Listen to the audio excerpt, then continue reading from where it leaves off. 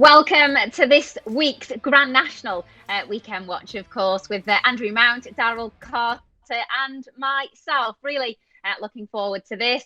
Thanks very much to SBK for sponsoring this video as well. Get that in there. That's the main thing. A lot of people actually have messaged me this week, and I'm sure they have the guys as well, to find out and to make sure we were going to be doing a Grand National preview. So here it is, and I hope you enjoy it. And the Grand National is one of those races, isn't it? It gets kind of the whole country involved. People pick horses based on their names, based on their numbers, based on if they're grey. But luckily, Andrew and Daryl have got some better reasoning than that, I'm sure, for their fancies. I quite like Storyteller in this, who sadly now doesn't go. He's been taken out, so I'm not sure of the reason of that yet. But we've got a favourite in Cloth Cap. Very short price, I think, Cloth Cap, for a horse who doesn't perhaps have the experience you'd like for a national. But if either of you two think any different, you can tell me otherwise. Do you want to start, Andrew? Yeah, hi, Leonna. I'm sure the Storyteller wasn't pulled out just because you tipped him. That's just a wicked rumour. Yeah. So, yeah, this is an absolute belter, really intriguing. And yeah, I think although normally I try to be a bit more scientific than picking names and picking colours and picking numbers, I might have to revert to that method this year. It looks typically tricky. The market's headed by Cloth Cap, who's been very impressive since fitted with cheek pieces, winning the Ladbrokes Trophy at Newbury from the front, the race formerly known as the Hennessy, and then bolting up at Kelso last time on his first start after the national weights were published. He runs off a mark of 148. His new mark is 162, so he's a stone well in. But it's not been a front-runner's race recently. It always used to be, but then when they modified the fences, it tends to have sort of go to horses who come from midfield or further back. And I could see Cloth Cap still there, going well, perhaps trading shorter than his current 4-1, halfway round. But at the prices, I'm going to be taking him on, as I'm sure most punters who bet regularly on horse racing will want to do so, despite the fact that Tiger Roll won this as a 4-1 favourite when the race was last run in 2019. I've been through the race today. I've done a horse-by-horse guide for GG, which will be on the website later. I've got a very long shortlist.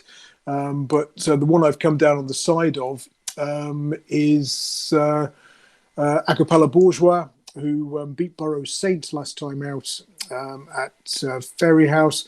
And I think Burrow Saint could well be the danger again. He's 3 from 3 on good ground and has won an Irish national. But yeah, Acapella Bourgeois, I think at the prices, what is he, around about 28 to 1? I'm not sure what you've got there, please, Leonna. 25s. 25s, but he has form on good ground in the spring. He beat York Hill at Clonmel in March 2019.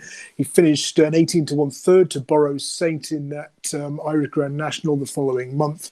And I just thought at the prices, given his form ties in closely with Burrow Saint, who's around about a third of the price, that he could be the one where my pound each way is going. I think the spring factor with the Grand National is often underplayed. It was a big factor in the victory of Aurora's Encore in 2013. He'd just been chinned narrowly in the previous year's Scottish Grand National in April, and he had a fantastic record in April and May. And so I tend to give extra credit to horses who've won in the spring, March, April, May, ideally on good ground in previous years. And perhaps, ignore those who come into this race on the back of a string of good efforts on soft or heavy going. Just common sense, really. Just reverting to basics and looking for horses who go well at this time of year and go well on the ground. So I'll reel off my extended long shortlist. Acapella Bourgeois, Burrow Saint, Any Second Now. I know that was one you like. Yeah. Talk, all three of those Irish trained. Talk is cheap and taking risks for Alan King and Nicky Richards. Disco Rama, who goes well in big fields in the spring. He's placed 3 times at the Cheltenham Festival, Disco Rama. And the fact that he missed the meeting this year to wait for Aintree speaks volumes. If you had a horse who'd run so well at Cheltenham 3 years in a row, you'd be, it'd be very tempting to go there again. And the fact they missed that is significant, although he's been back from 50s into 16s in the last couple of weeks. So maybe the value's gone. And one at a massive price, which won't be on many people's radar, is Minella Celebration, Now, this one, I think, clocked his career best Racing Post rating when winning a Veterans Handicap chase here at Aintree in October on his preferred good ground. Basically, he's useless when he races from November to February. Midwinter ground, no good to him. He's 0 from 11 in that period in the last 5 years, whereas from March to October in the last 5 seasons, it's something like 9 wins, so 8 wins from 19 starts, plus 45 quid to a £1 level stake. Over 3 miles or further at this time of year, he's 8 wins from 14. So he's got his conditions. So Manila Celebration, I think he's something like 80 to 1. He could go well also. So cracking race, and worth throwing worth throwing a few quid, a few darts at the board, and just having some small each way bets on some of these outsiders. Yeah, that'd be a proper dreams are made of, wouldn't it? Manila Celebration, Katie Price, obviously a very small trainer. I think I found 100 to 1 about Manila Celebration, so that's a huge price. And just found another one we were just talking about, Acapella Bourgeois, found 33s. So really good prices for those two. And there's a couple of famous names missing, obviously, from the National this year, isn't there, Daryl? Obviously, Tiger Roll is one of them. Sadly, we saw him in a different race in the bowl, a bit disappointing in that. And no Richard Johnson either. Yeah, no, it's a shame to see them both not involved. I don't want to get stuck into what I think about Leary's and Tiger R. I just think they're doing racing an injustice. I think it's an absolute travesty. What they'll say after this bowl run, they'll go out and say, "Well, we told you he shouldn't be rated that high." But what they don't understand is that he's won two bloody Grand Nationals. He's got to be rated on that discipline in terms of this race. And they've got to give everyone else a chance, because if he then goes and wins again, everyone else that runs in it is like, well, what's the point? So it's a difficult one, because as punters, you sit at home and think, oh, well, he's the people's horse, but the other people aren't paying the training fees. But at the same time, Michael O'Leary is not the handicapper. No, exactly. And he's doing everybody an injustice as far as I'm concerned. He might pump a load of money into the sport, but he's not doing it for the love of it, that's for sure. Right, Grand National. I think Cloth Cap is worth taking on. I don't think he's going to stay the trip. I don't know why. I just got a feeling he's not going to see out the trip. The Hemmings factor is and the fact that he's £14 well in, of course. But in these type of races, £14 well in, it doesn't really mean nothing. You need the amount of luck in running as you do the weight on your side. Experience. And the experience, exactly. And the Trevor Hemmings colours, a lot of people are familiar with him. The people that bet maybe once a year will see those sort of colours. So I can see him not going off much short. I can see him going off at the 4 to 1. I do really like Burrow Saint. I think he's the class horse in the race. I think that he's definitely going to be rated in the 160s in time. He's only an 8-year-old. He's unbeaten on ground, good, soft or better, recording 3 wins, as Andy mentioned. And I felt in the Bobby Joe chase, because I tipped Acapella Bourgeois that day, I felt that was a prep run for Burrow Saint. And I felt like he sort of gave Acapella Bourgeois that race towards the end, if I'm being honest. I thought he was definitely going to come on for the run. He does jump a little bit low, which would be a concern with these fences, but I can see him travelling really strongly, and I can see him finding at death. So I will be having a couple of quid at Burrow Saint. The one I did really like, and it's not often you can make a case for a horse at a big price, is Alpha des Obeaux. He ran in the Grand National in 2018 off a handicap mark of 155. He took a really heavy fall at the chair at the 15th. He was travelling really nicely. Looked like he was enjoying himself. It's just one of those unfortunate instances that he just had a heavy fall there. But he then goes back to the national fences in 2019 in the 3-mile Beecher Chase off a handicap mark of 159, and he finishes an excellent third to Walk in the Mill and Kimberlite Candy. Now, before I go on, he's now £23 better off with Kimberlite Candy in here, and Kimberlite Candy's he's almost into single figure prices, but. He's been out of sorts since then. He just got outplaced in that Beecher Chase. It was over 3 miles. He stayed on really strongly in the running, suggesting that this sort of trip is what he wants. He's been out of sorts since, but a real eye-catching run last time in the cross country behind Tiger Roll. Finished 4th. He's beaten 20 lengths, but he galloped all the way through to the line. In today's scenario, he'd be £22 better off with the pair that finished in front of him that day. He's registered 4 of his 6 wins on good ground. He hasn't been rated this low. He's rated on the mark of 145. He hasn't been rated this low since May 2015, when chased down Nichols Cannon in the novice grade 1 hurdle. The ground, the track, the trip, all spot on for him. 11-year-old doesn't write you off in this race. 3 of the last 9 winners have been 11-year-olds. And I just think you can't often make a case like that for a horse that's such a big price. I think he's 66 is something around that. He's got the experience. He's been here. He's going to stay the trip. He's got that bit of back class about him.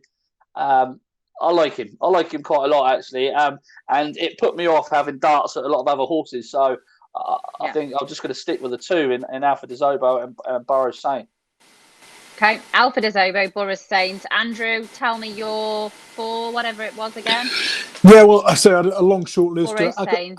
Acapella, Bourgeois, Burrows Saint, Disco Rama. Certainly the sort of 3 that I would moderately prefer, perhaps ahead of Manila Celebration, to make it a short list of 4. Okay, well, I'm sure you could have all 4 with Manila Celebration being 100 to 1. And as Andrew said at the beginning of this piece, I quite fancy Any Second Now. Obviously, Ted Walsh won the National before, and we saw at Cheltenham, didn't we, quite a lot of horses who had been sneaking around in Ireland. We'd not seen too much of them, and they come over here and absolutely plough our horses. I feel a bit like Any Second Now has kind of been one of them. We've seen him at Cheltenham before, but he's been sneaking around over in Ireland. We've not seen too much of him. Looked like he had loads of pace last time when winning over the minimum trip of 2 miles over in Ireland. I do think he's got stamina as well. So Any Second Now is going to be the selection for me. And that was quite funny, Leona, because when Any Second Now won last time, they said, what's the reason for the improvement in form? Said it's because he's running in a small field last time. He didn't like the big field the time before, but go back 12 months, he'd won. We've seen him winning in the Kim Muir. Yeah, so absolute work of fiction. I think as well, he's probably better left-handed as well, and maybe the switch from a right-handed to a left-handed track last time was another reason that that he improved. And more likely, though, it was just the first run after the Grand National weights were published, and he was the brakes were off, but. That's just the cynic in me talking. I don't mind what Ted Walsh said, as long as it runs well or wins, I'm fine with it. And for Leon Rouge as well, he's a horse who I absolutely love. I tipped him up when he won 2 starts ago. I think a return back to Aintree a positive for him. He should be one that I feel like he's one of them. If you back him at a place at a big price, he'd probably get round and give you a run for your money. So that's for Leon Rouge. So they're probably the 2 that I'll have a little bit on. Unless either of you've got anything else to say about the National, we'll move on. No, just good luck to everyone. Yeah, with all the bets. Okay, so we're gonna go back. We started with the National, and the first race is going to be that 1:45. I've watched some of the racing at this time of recording. We've already seen a couple of races from Aintree. It's supposed to be good to soft, but I think the times have been quite slow. So whether it's kind of more soft than good, I assume the weather right up until the first race on Saturday will give us clues. So Andrew, I'm sure, and Daryl will update as they go along the next few days if they do fancy other horses because of the ground change, because it may well.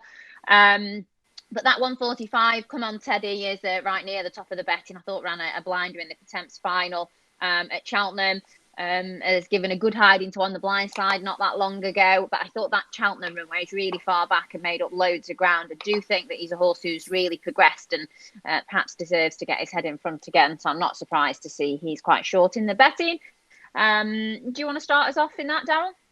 Yeah, I was going through this race, and I was really struggling to get away from Common Teddy, because I was looking at the race and I was thinking, right, I think a lot of people are going to be siding with Common Teddy now, and I just thought the angle might have just gone because we both liked him for the attempts at Cheltenham. Yeah. I thought he ran a cracking race. I'm not a favourite tipper, but what can you do? Yeah, and that's the kind of the way I felt with this race. I was going through it and I just couldn't really find anything that I felt that was far enough ahead of their marks. I thought the 3 to focus on were Common Teddy, Polish, and perhaps Hometown Boy, both of those last time out winners. I just didn't really think there was anything of much substance in here, or nothing that was absolutely thrown in. So I'm just going to stick with Come On Teddy for this race. He remains. There's nothing wrong with him. He remains unexposed at the trip. That was an excellent run at Cheltenham. Probably the strongest piece of form behind Miss Milner in that attempt and the Boss's Oscar. He only got a £3 rise for that. I thought that's more than fair. He's one of the only horses. I think in the first 6 or 7. I think Arth Dillon was the only other horse to come from the rear of the field as he did. Yeah, he remains capable of better. He's only had 12 starts. He looks to stay to keep on side. And I think this track might favour him. The only issue is I don't want to see him hung right out the back here at Aintree, because it's quite difficult to make up ground in the home straight at this track. So that would just be a slight concern. But yeah, him, Polish, Hometown Boy was where I was looking. I just don't see why I should go against Common Teddy, to be honest with you. And I think if he was fourth or fifth favourite, I'd be saying to you he's got a cracking chance. But because he's at the top of that market, you know, it sort of puts me off a little bit. But yeah, come on, Teddy, I'm going to side with. Yeah, I'll be shouting at the TV if they do the same thing again and if they hold him right up at the back of the TV and he runs on well and finishes third, I'll be furious. So I'm hoping that doesn't happen. I was thinking earlier when I was looking through the races, Andrew, I know the last time we were talking about Tom Lacey a while ago about him not winning a graded race. Has he still not won one? I'll have a look at the stats when Daryl's doing his spiel for the next race and update you on that. I want to know that. I didn't get a chance to look. So, what do you fancy in the first? I certainly got Come On Teddy on my shortlist. I mean, basically, he needs his first run of the season. You look at his form since joining Tom George. First time out, he's finished 11th, he's finished 6th, and then this season he's finished 4th, beating 20-odd lengths. Outside of those seasonal debuts, he's always run well. He's never finished out the first 4, only once finished out the first 3. Interesting, when he did finish out of the first 4, he was only beaten just under 4 lengths at Ludlow by Polish, if you like. Yep. And still not sure how which one we're going with there. But I thought Polish was perhaps the way to go. He's open to improvement over this 3-mile trip. He was a bit of an eye catcher in the Lanzarote Hurdle at Kempton in January on his penultimate start. He raced around the inside in the swamp. Was under pressure from a long way out, did well to plug on into 9th. Bourne Bill, the 66-1 winner, was massively flattered by racing wide that day, as were most of those who were in the sort of first 5 or 6. He won at Newbury next time out, and I thought he had a good chance. And again, he has beaten Come On Teddy previously, and he's a bigger price, so he'd probably be my main pick. Southfield Harvest in the first-time cheap pieces for Paul Nicholls. He was a massive eye catcher in the Pertemps qualifier at Kempton at Wincanton on Boxing Day, when racing on the slower part of the track towards the inside. Since run a good third at Newbury, and then had a minor setback and missed Cheltenham. He's got the cheek pieces on for the first time, so that's a positive angle from the Nicholls yard, and we've seen that to good effect with Clanday's Obeaux shortly before we started recording. And the other one to look at is Stony Mountain. Second run for Jamie Snowden, used to be with Henry Daly. Now, when he was trained by Henry Daly, he started at just 16-1 for Manella Indo's Albert Bartlett. He pulled up that day, and he didn't run badly on his final start for his old yard when 9th to Cider Burley in last season's Pertemps final. Now, he was probably sort of third best of the British that day. I think he lost his shoe or sort of had a physical problem in the race that didn't help him. Now, his first start for Jamie Snowden, he ran over fences at Ludlow, and he had run once previously over the larger obstacles, run poorly both times. So back over hurdles, he's 2 from 2 at Aintree, which is another interesting sort of aspect in his favour. And he's run about 22-1, I think. So he could go well at a price. But yeah, I was looking at Polish, Come On Teddy, Southfield Harvest, and Stony Mountain. Not easy, is it? No. Lots of selections. At least we kind of all half agree on Come On Teddy, if that's any help at all, because it's the favourite. But look, we don't make the prices up, sadly. The second race is the 225, grade 1 over 2.5 miles. We've got Harry Skelton and Brian Hughes in operation here, and their feud continues. They're on My Drogo and Manala Drama. When the market first came out for this My Drogo was about 4-1. So at the time of recording this, half that now is about 2s. Market definitely crashed on him. Probably is the right favourite. I thought was impressive at Kelso last time out, but not a value anymore. Do you want to start us? Yeah, I'm not sure about not value anymore. You might be thinking, can I have the 7-4, please, as he jumps the last 10 lengths in front. But my goodness, he's been impressive. And beaten on his debut at Cheltenham in a bumper, and then since then it's 3 from 3 over hurdles, winning a grade 2 at Ascot on his second outing over timber, and then last time out absolutely hosing up in that Kelso race. Although I think we previewed that, didn't we, for a previous video, and I think we were all to a woman and a man quite keen on any news, and that one unseated, so would have been interesting to see how that one had gone on. But yeah, I think My Drogo has done the right thing in avoiding Cheltenham, comes here a fresh horse, And Ballyadam brings the Supreme Novices form to the table. Although I say form, he was 24 lengths behind. Appreciate it, or anticipate it, if you like. That's one for veteran viewers. And I think my Drogo will make it 4 from 4 over hurdles and be hard to beat. So that's 7 to 4. It's a bit disappointing that we missed. Well, personally, I missed the early 7 to 2, 4 to 1, but I still think he'll win. Yeah, they are private jokes. So if you weren't a supporter early on, you've missed them and you can't be involved in those jokes. But you can go back and watch all the old episodes. Well, exactly, yeah. But you need to start watching and keep watching to be in with them. So maybe not value is perhaps the wrong word about my Drogo, but you'd have preferred 4s, wouldn't you? So into, as you say, 2 to 1 ish now. But we got plenty of other runners. We got plenty of horses who've been in good winning form.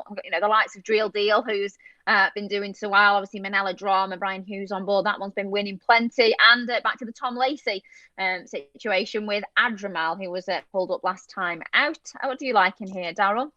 I don't know. Like is a strong word, but I think there's a value bet in here, and I think the value bet is Llandinabo Lad at 18 to 1. I think if you like my Drogo at 7 to 4, you've got to like Llandinabo Lad each way if you can get some extended places at 18 to 1. He was only beaten 2 lengths by my Drogo at Kempton in the Supreme Novice Trial. He was giving him £5 that day. He's obviously £5 better off. Ran poorly at Haydock last time on heavy ground, but that just might have been a combination of a few tough races, and then they've sort of just, you can put a line through that, I think, and they've freshened him up a little bit. 77 days off the track, and he's back here. I think the better ground and the step up and trip will definitely suit him. He looks a bit like a stayer. If you go back further to his form in his bumper days, got some useful horses behind him, like the Third Time Lucky, etc. And he's ties in with Chantry House. He's 18 to 1. Look, this is not a confident race for me to have a bet in, but I just thought the price is at 18 to 1. I can't believe that Manila Drama's a shorter price than him, given that he beat him 5 lengths at Bangor quite comfortably, albeit in receipt of a little bit of weight. I think 18 to 1's far too big. And then his Haydock form over Do Your Job ties in very well with my Drogo's Kelso form with Do Your Job as well. 7 and 4 lengths, both beaten by. I think 18 to 1's a fair enough each way price about him. Ballyadam, God, he's sitting there and he's just looking at you, isn't he? And you look at this race and you think, well, Ballyadam should really be winning this race. The Irish novices are much better than the English novices this year, albeit my Drogo's not been tested by the Irish just yet. But his jumping just enough let you down every time you support him. And he's got another 3 hurdles to jump here. So there's 11 to jump here. He jumped 8 in the Supreme. He was beaten 24 lengths, but he was running a nice race until he absolutely clattered that second last. And the fact that he stayed on to finish second, I think, marks him down as a pretty useful horse. I think the spring ground might help him out a little bit. And like I say, I think the step up and trip, the way he travels through his races, he just could be better than these. My Drogo obviously 150 rated, but the bare form of what he's done, 150 enough lofty. Do you know what I mean? He's trained by the Scoutons. yeah, he's trained by the Scoutons who are going to wind me up this week. I can just see it. I'm just going to stick Llandinabo Lad up at 18 to 1 as an each way. Hopefully we can get a bit of profit off the place money for him, because I just think he's wildly overpriced. Yeah, I've got him as 25s as well here, best price. So I couldn't. He's had Guard Your Dreams, Manila Drama in behind. He's only been beaten 2 lengths by the favourite, giving him £5. I just think he's wanted this step up and trip as well. I don't think he's got to rely on heavy ground. I think he just wants a bit more of a test, and 2.5 miles at Aintree should be a nice blend of speed and stamina for him. Got those stats for Tom Lacey for you. He's had 7 runners in Grade 1 company, no winners of yet. But a lot were big prices, and he's 1 from 15 in Grade 2 races. So, yet to break his Grade 1 duck. Well, at least he's got a couple of chances to try this week. That's something. Yeah, so Llandinabo Lad for Daryl in that 225, and I wouldn't say it's my selection, but if I were to have one, it would be my Drogo. And Andrew agrees that's probably the most likely winner. That's of the 225. The 3 o'clock, we're definitely, I'm sure, looking forward to seeing Shishkin in action again. There just seems to be no chinks in this horse at all, does there? We've seen him to good effect on most ground conditions. His jumping's very good 99% of the time. Surely, other than a fall, are we going to struggle to see him getting beat, Daryl? Oh yeah, this is much weaker than the Arkle. I think there is a bet in here though. If I haven't seen obviously the without markets just yet, but without the favourite Gumball, I'd like to see him. I'd like to take a bit of that, see what that price is, because they've got the 4 outsiders, all the double figure prices. This horse was going to win, or he looked very likely to win before falling at Cheltenham 3 starts back over at Eldorado Allen, who subsequently chased home Shishkin last time out. And he's gone off the ball the last twice a little bit, but I definitely think he's going to get a soft lead here out in front. And I think he's definitely the one to follow him home. But my God, no one should be beating the Shishkin in there. Yeah, it's not exactly an exciting race to chat about in the sense of I think we all think that Shishkin's going to win, and that'll be that. But it might be nice to watch, and I'm sure close to the time there'll be distance markets and stuff like that. Andrew? Yeah, again, I think Shishkin is obviously going to be very hard to beat. It's a case of winning or falling. I did have a look at the sort of without market, thinking that Elvis Mail probably needs it softer, although he's the one that's the obvious sort of, a second place horse based on figures. If the ground continues to dry out and it is sort of, good to soft or better, then he could struggle. Longhouse Sale is a horse who tends to reserve his best for good ground from sort of March to October time. So although he's the outsider of the field, I didn't think it was impossible that Dan Skelton's charge could sort of chase home the favourite. But like Daryl, I'll be looking for a sort of betting without the favourite angle closer to the race time. Okay, so definitely, obviously, make sure you keep an eye on Andrew and Daryl's social media, and of course, GG. We tweet regularly, so they'll put some other, I'm sure, angles out into that race. The next is the Ryanair Stayers Hurdle. That comes up at 3:35. And current favourite is now partnered by Tom O'Brien. Obviously, we talked earlier about Dickie Johnson. He's retired with immediate effect, and there's plenty of jockeys that Andrew has told us throughout this podcast that he's not a fan of. Like Tom O'Brien, Andrew? I've no strong opinion, actually, so that's probably a good thing, isn't it? And, that means you like him. Yeah. But, he's not a jockey I'd think, fantastic, he's on board, it's a jockey upgrade. He's not one that I'd think, this guy can't ride. So, I'll tell you what, I'll do some stats while Daryl's giving his next spiel. And on Tom O'Brien, and find something positive and negative to say about Tom in various conditions, just to keep you happy, Leonna, which is basically what I'm here for at the end of the day. So, go on then, Daryl. 3:35. Yeah, this is it. This is Thyme Hill. Thyme Hill wins this. I don't think this track is actually going to suit the likes of Paisley Park, because Paisley Park just takes a long time to build up his run. And at Cheltenham in the Stayers Hurdle, you've got the second last, and then it's a hell of a run until the final flight, and then you kick on for home. Whereas at Aintree, you turn sharply into the home straight, and you jump a hurdle straight away, and then you've got 2 further hurdles in the straight. And I just think it can stop some horses' momentum. I like horses like Thyme Hill at Aintree who travel really nicely and just sit in behind, pop away. And I think he can do that right until the final hurdle here and then kick away. Hopefully, Tom O'Brien will do that on Thyme Hill. The better ground is definitely going to suit him. I think he's been beaten once on good ground, and that was by a neck by Master Debonair over 2 miles in a strong bumper. I think the 112 days off, I know he had a slight issue, but I think that's going to do him the world of good. He comes here fresh horse. He's got a fantastic record fresh. There's just very few negatives for Thyme Hill for me. He's a speedy horse. He should have won the Albert Bartlett, really, looking back at that race. Then he beats Paisley Park on good ground, and he was only caught late on by Paisley in heavy ground at Ascot. So, and I suspect if Richard Johnson could ride that one race again, that would probably be the race he would choose. I think Thyme Hill's got a lot in his favour. I think he's a massive player here. I think he should be clear favourite. I think he'll definitely win. The horse that's overpriced in this race for me, I think, is If the Cap Fits. He won this race in 2019. You can easily argue that he just doesn't like Cheltenham. And if he was to write those races off at Cheltenham, his form is quite useful over this 3 miles. He didn't disgrace himself when he went chasing. He just didn't really excel at it. Now, he'd already had a high enough rating of 162, so I'm not sure what you were expecting in terms of improvement over fences. So I don't think he should be judged too harshly on those chase runs where he failed to finish outside the first 3. And last year he outstayed Roksana, and he just travelled really nicely around this Aintree course, and I think good ground 3 miles at Aintree really suits if the cat fits. It just looked like he was enjoying himself in the race last year. So 20 to 1, and the fact that Roksana's in at 5 to 1, albeit Roksana's improved a little bit, I just think that's a big price for if the cat fits. But Thyme Hill definitely the win bet for me. So I think he's going to be very tough to beat. Yeah, if the cat fits, is about 20 to 1, and the only previous course and distance winner in the field. Quite a few of them have won here, but not a lot here. Won at Aintree, but not over that trip. So, that's got to be something, hasn't it, going into this? Funny that you said you thought Roksana had improved a bit. Guess what my selection is? I'm going with one of the girls in the race. I do like Roksana. I think, obviously, the Skeltons are going along great guns. I don't think last time out when we saw her at Cheltenham, really the step back in trip suited, but I thought she still ran respectably and doesn't have too much to find with Paisley Park and Thyme Hill.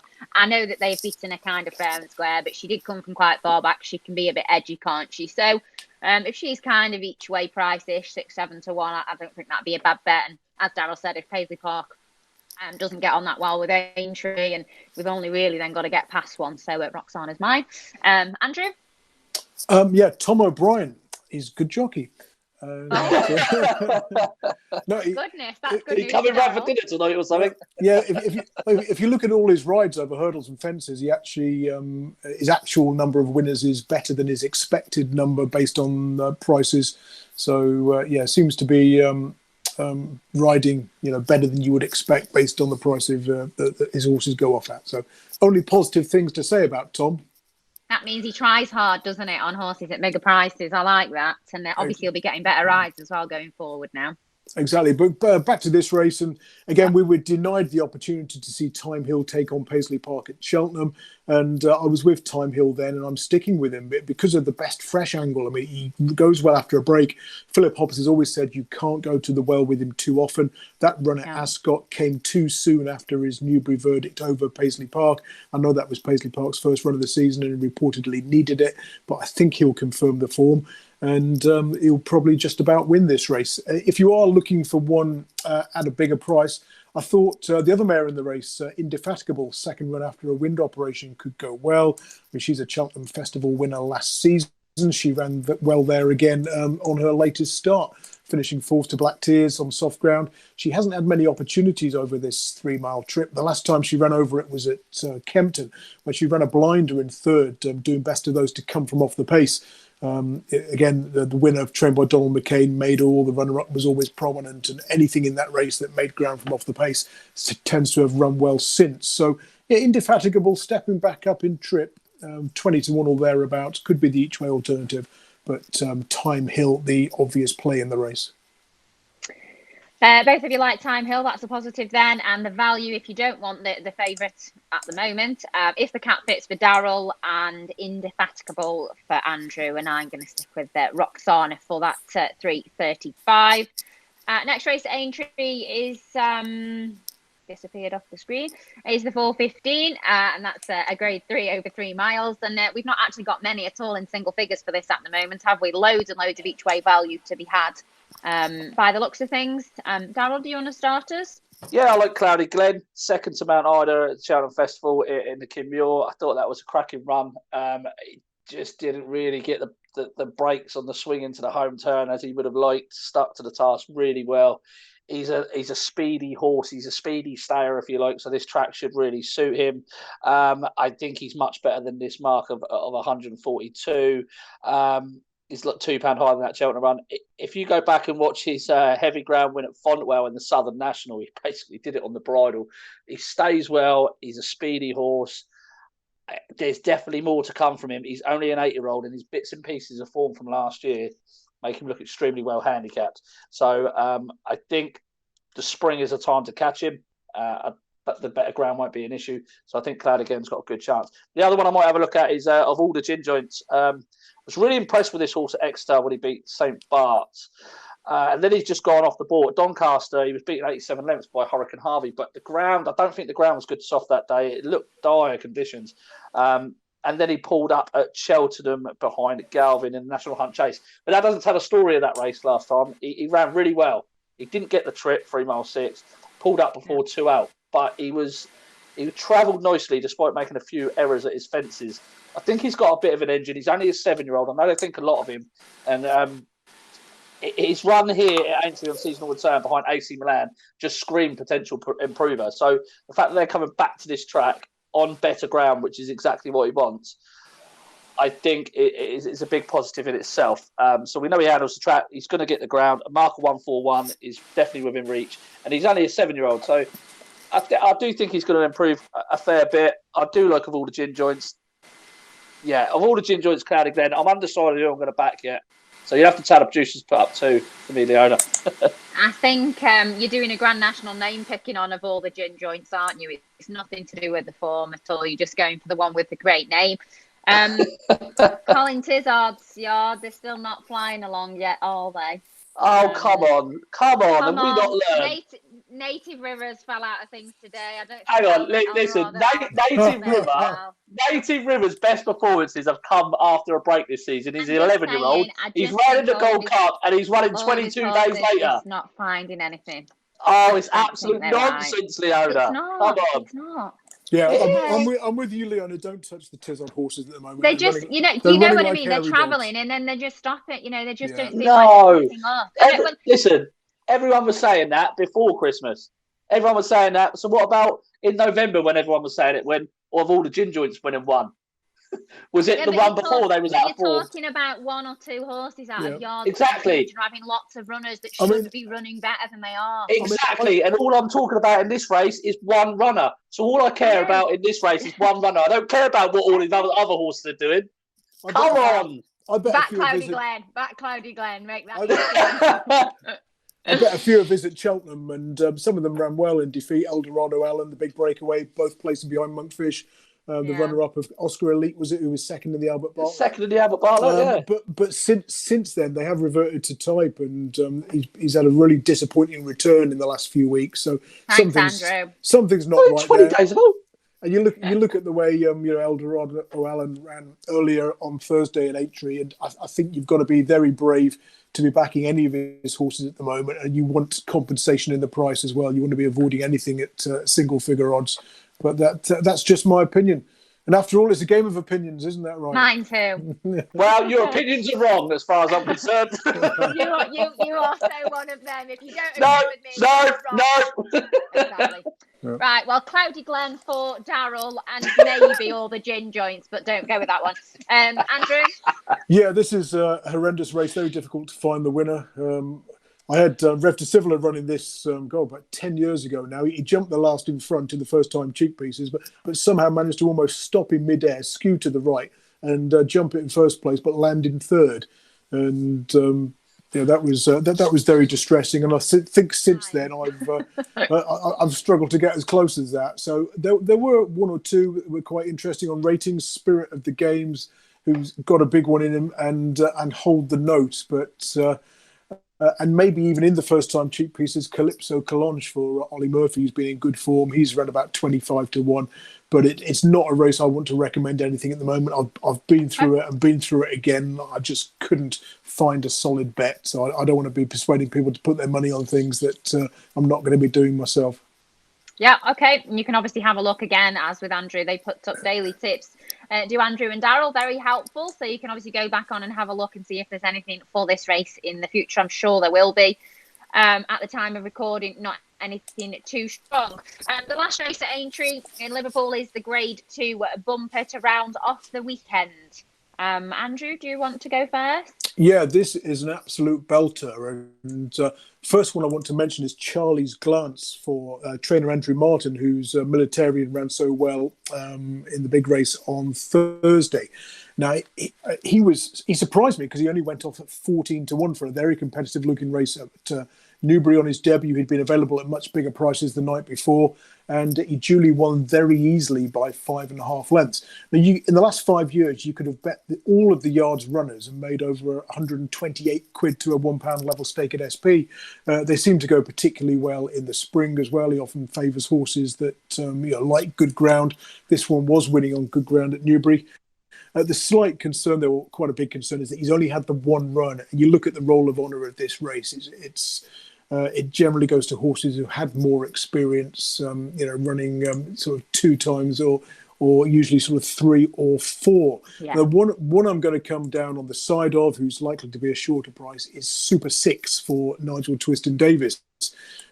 This one won his first 2 starts, minor races in the mud at Hereford and Chepstow. He's then rocked up at Cheltenham in the Champion Bumper, and he's run a blinder to finish 5th that day. He's held up off the pace, and again, you look at the winner, Sir Gerard Maydor, runner-up Kilcrut, was always chasing that one and never far away. And they went pretty steadily. A lot of them were sort of pulling for their heads, and one of those was Super 6, who was an 80 to 1 shot.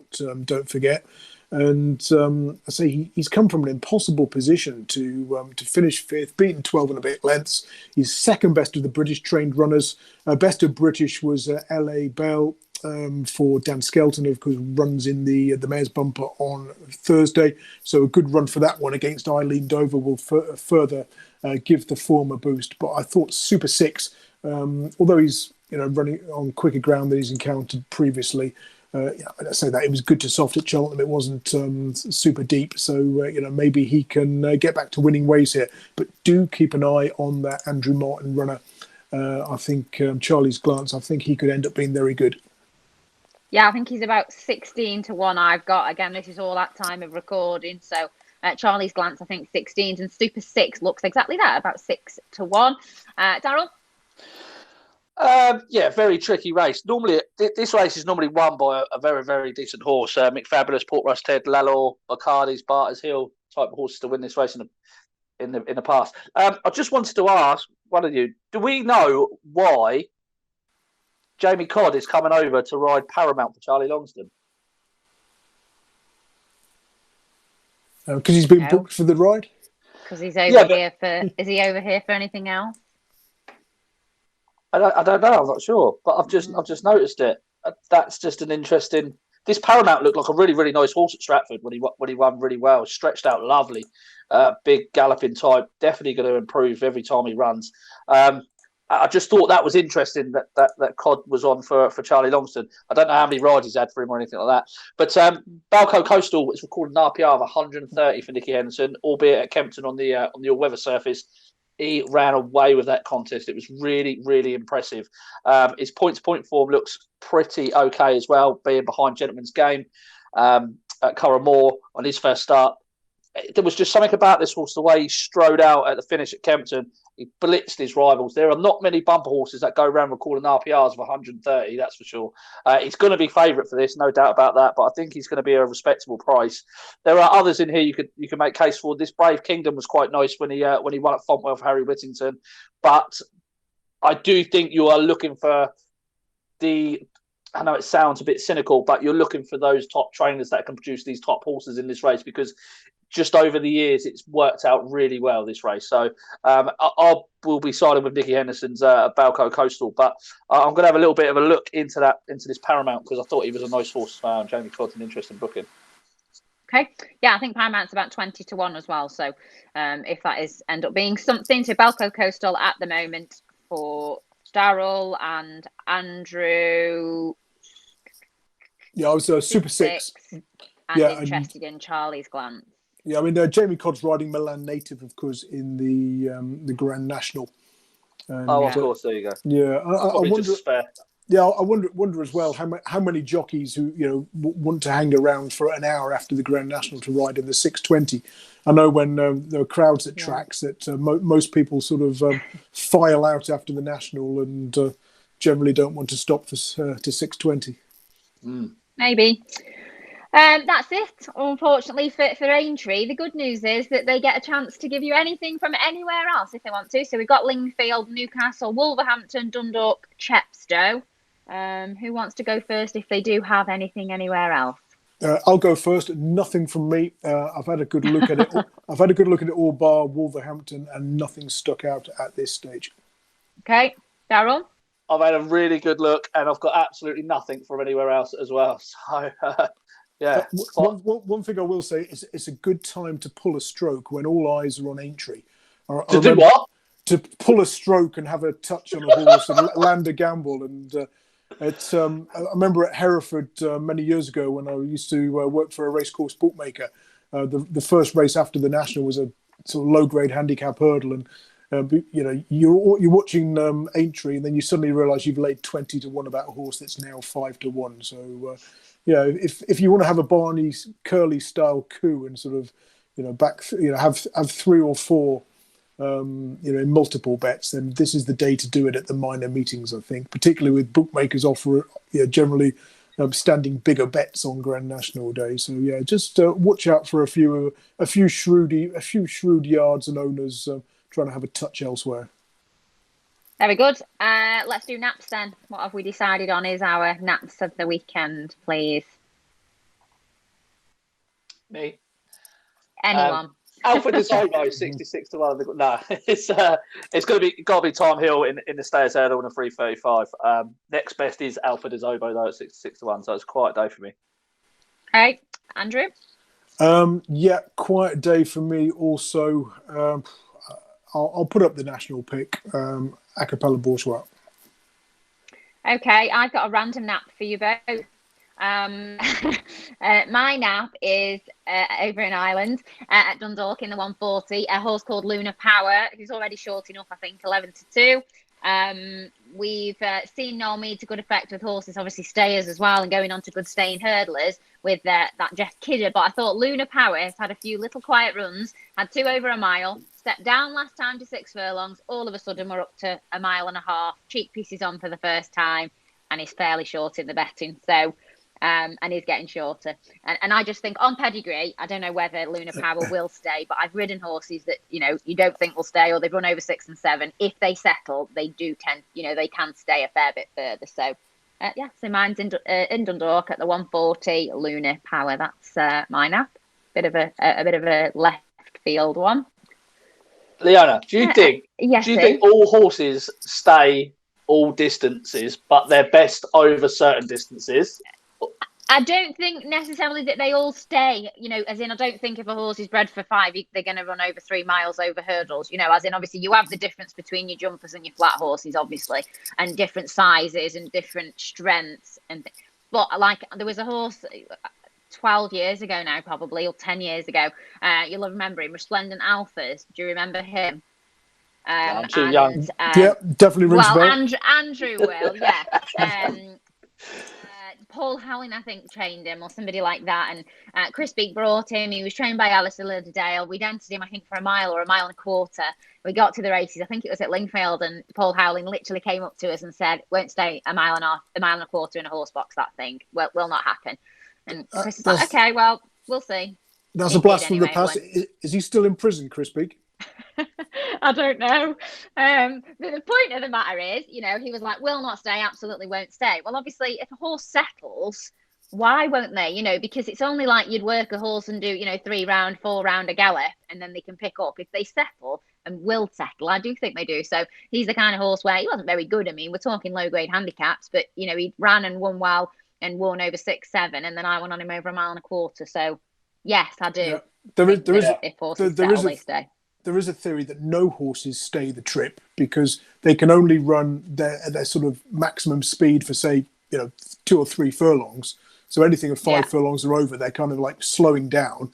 But it's some horses are slowing down at different rates to others. I mean, if Usain Bolt ran in over 5K against Mo Farah with the 2 of them at their peak, he's going to get beaten out of sight. If he rocks up at my park run against me and Daryl, he's probably going to win. Did he stay the trip? Yeah, he won. Yeah, exactly. Yeah, but is it his best trip? No. So probably a conversation we can take further when we've got more time. Yeah, definitely. Yeah, definitely. Perfect. That's it then. Aintree done for you, the Grand National done for you as well, and all the naps. Thanks as always for watching. Don't forget, as always, to get involved with us on this podcast. You can interact with us on all social media channels, and don't forget to check out the website as well, GG.CO.UK. Thanks for watching. Enjoy the 173rd running of the Grand National, and we'll see you next week.